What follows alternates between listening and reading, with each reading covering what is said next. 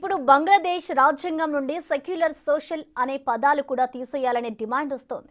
ఇదే జరిగితే బంగ్లాదేశ్ పూర్తిగా మారిన ఇస్లామిక్ దేశంగా కనిపిస్తుందనడంలో సందేహం లేదు. ఇప్పటికే తూర్పు పాకిస్తాన్గా పేరున్న బంగ్లాదేశ్ నిజంగానే మరో పాకిస్తాన్లా మారుతుందనే అభిప్రాయం కూడా లేకపోలేదు. అందుకే భారత్ పక్కలో బంగ్లాదేశ్ కూడా బలంగా తయారైందనే అనుమానాలు వస్తున్నాయి.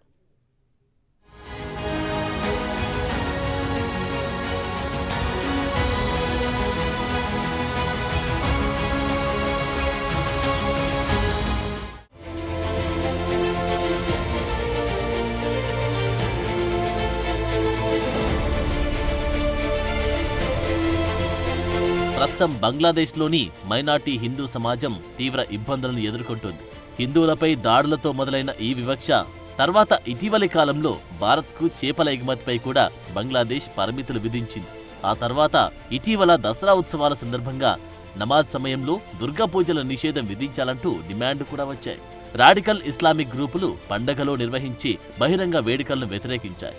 అలాగే ప్రతి ఏటా దుర్గా పూజ పండుగ కోసం దేశవ్యాప్తంగా ఇచ్చే సెలవులు కూడా నిషేధించాలని కోరాయి. దీనికి ముందు ఢాకాలోని సెక్టార్ 13వ అతివాద గ్రూపులు హిందువులకు వ్యతిరేకంగా ఒక భారీ కవాతును నిర్వహించాయి. దుర్గా పూజ కోసం హిందువులు ప్లే గ్రౌండ్ ని ఉపయోగించడాన్ని వ్యతిరేకిస్తూ పెద్ద ఎత్తున ప్రదర్శనలు చేశారు. సంవత్సరాల తరబడి ఆ వేదికపై దుర్గా పూజను జరుపుకునే హిందువులు దీనిపై తీవ్ర నిరసన వ్యక్తం చేశారు. ఈ నేపథ్యంలోనే బంగ్లాదేశ్ వ్యాప్తంగా వివక్షకు వ్యతిరేకంగా హిందువులు పోరాడాల్సిన పరిస్థితి వచ్చింది.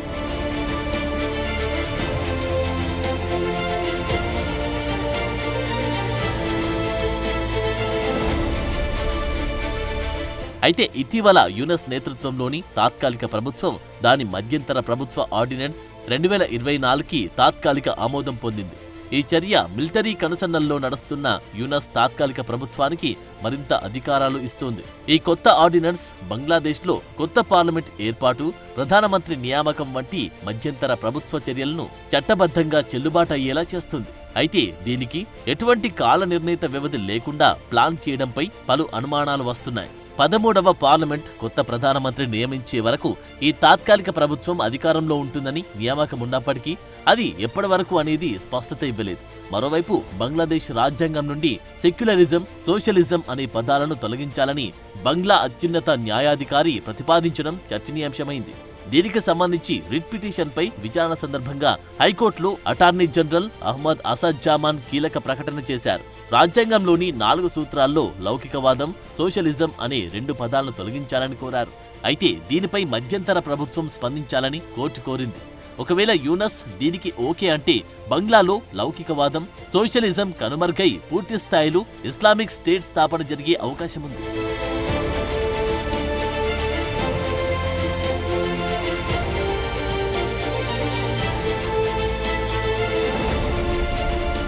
ఒకవేళ బంగ్లాదేశ్ ఇస్లామిక్ స్టేట్ రూపాంతరం చెందితే అక్కడి జనాభాలో 8% ఉన్న హిందువులు జతకట్టడం కష్టంగా మారుతుంది.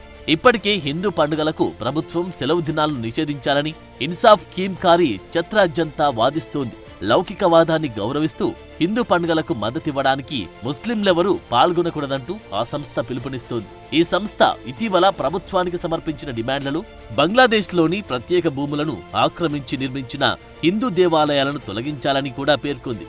అలాగే భారతదేశం బంగ్లాదేశ్కు జాతీయ శత్రువు కాబట్టి బంగ్లాదేశ్లోని హిందూ పౌరులు కూడా భారతదేశానికి వ్యతిరేకంగా ఉండాలని డిమాండ్ చేశారు. ఈ కారణంగా భారతదేశానికి వ్యతిరేకంగా బ్యానర్లు, భారతదేశానికి వ్యతిరేకంగా నినాదాలు దేవాలయాల్లో ఉంచాలని కూడా డిమాండ్ చేశారు.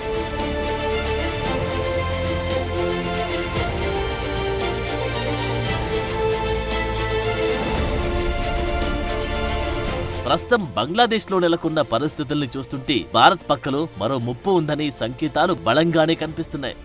భారత్కు సన్నిహితంగా ఉన్న ప్రధాని హసీనా పలాయనం తర్వాత అక్కడ హిందువులపై దాడులు మరింత పెరిగాయి. 2021లో ప్రధానమంత్రి నరేంద్ర మోదీ పర్యటన తర్వాత కూడా ఇలాగే బంగ్లాదేశ్లో హిందువులను టార్గెట్ చేశారు. అప్పుడు హింసాకాండలో అనేక హిందూ దేవాలయాలపై దాడులు జరిగాయి. అయితే ప్రస్తుతం బంగ్లాదేశ్ జనాభాలో హిందువులు 8%గా ఉన్నారు.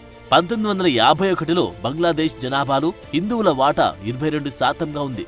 హిందూ అమెరికన్ ఫౌండేషన్ నివేదిక ప్రకారం 1964, 2013 మధ్య మతపరమైన హింస కారణంగా 11 మిలియన్లకు పైగా హిందువులు బంగ్లాదేశ్ నుండి పారిపోయారు. అయితే హసీనా పాలనలో దాన్ని అదుపు చేయడానికి తీవ్రంగా ప్రయత్నించారు.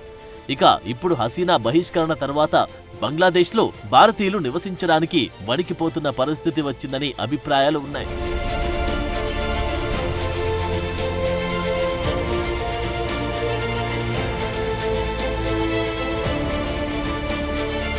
బంగ్లాదేశ్తో దాదాపు 4096 కిలోమీటర్ల పొడవైన భూమి, నదీ సరిహద్దును పంచుకుంటున్న భారత్కు ఇది అత్యంత కీలకమైన అంశం. బంగ్లాదేశ్లో పరిస్థితికి పాకిస్తాన్కు చెందిన శక్తులు కారణమా కాదా అనే అంశంపై ఇప్పటికే భారత్ అధికారికంగా ఎలాంటి కామెంట్లు చేయలేదు. అయినప్పటికీ హసీనా పలాయనం నుండి భారత్పై బంగ్లాదేశీలు కోపం పెంచుకోవడానికి బయటి హస్తం ఏదో ఉందనే అనుమానాలు లేకపోలేదు. అయితే బంగ్లాలో ఇటీవల విద్యార్థుల ఆందోళన తారస్థాయికి చేరుకోవడానికి, పాలనా మార్పు కోసం ఒక ఉద్యమంగా మార్చడానికి బంగ్లాదేశ్ ప్రతిపక్ష బీఎన్పీ పార్టీ, జమాతే ఇస్లామీ పనిచేశాయని భారత్ బలంగా నమ్ముతుంది. అందులోనూ ఈ రెండు పార్టీలు చారిత్రాత్మకంగా పాకిస్తాన్, చైనాలతో సన్నిహిత సంబంధాలు ఉండాలని వాదించిన పార్టీలు. గతంలో భారతదేశం ప్రతిపాదించిన రెడ్ లైన్లను కూడా స్పష్టంగా ఉల్లంఘించిన పార్టీలు. గతంలో హసీనాకు భారత్ మద్దతును తీవ్రంగా వ్యతిరేకించాయి.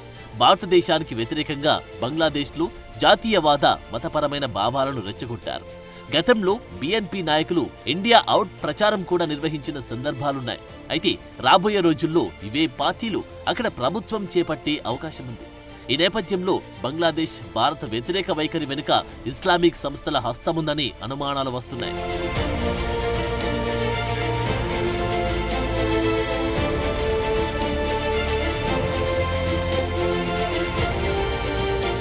ఈ సమస్య సాంఘికంగానే కాక రాజకీయంగానూ ఆందోళన కలిగిస్తోంది.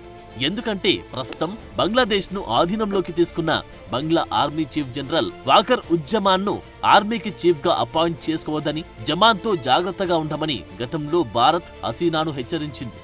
జమాన్ చైనాకు అనుకూలంగా ఉండే వ్యక్తి అని కూడా భారత్ హెచ్చరించినట్టు సమాచారం. అందుకే దాదాపు 280 మంది అల్లర్లలో చనిపోయిన తర్వాత కూడా బంగ్లాలో నిరసనలను నియంత్రించడానికి బదులుగా జనరల్ ఇమాన్ హసీనాకు అల్టిమేటం జారీ చేశాడు. తర్వాత తాత్కాలిక ప్రభుత్వం తక్షణమే అమల్లోకి వస్తుందని జమాన్ ప్రకటించాడు. సైన్యంపై విశ్వాసాన్ని ఉంచాలని బంగ్లా పౌరులను కోరాడు.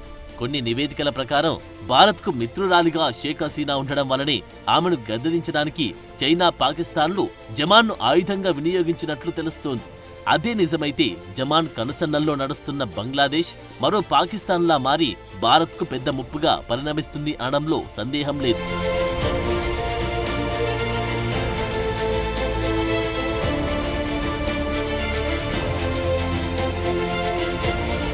(1971) పాకిస్తాన్ అధికారం నుండి బంగ్లాదేశ్ స్వాతంత్ర దేశంగా ఏర్పడినప్పటి నుండి పాక్ బంగ్లాను తూర్పు పాకిస్తాన్ గానే పరిగణిస్తూ వచ్చింది. అందులోనూ షేక్ హసీనా తండ్రి బంగ్లాదేశ్ జాతిపిత అయిన షేక్ ముజిబుర్ రెహమాన్ అంటే పాకిస్తాన్కు దాదాపు శత్రువన్నట్లే లెక్క. అలాంటిది ఆయన కుమార్తె దేశం నుండి పారిపోవడం అంటే పాకిస్తాన్కు పండుగేనని చెప్పక తప్పదు.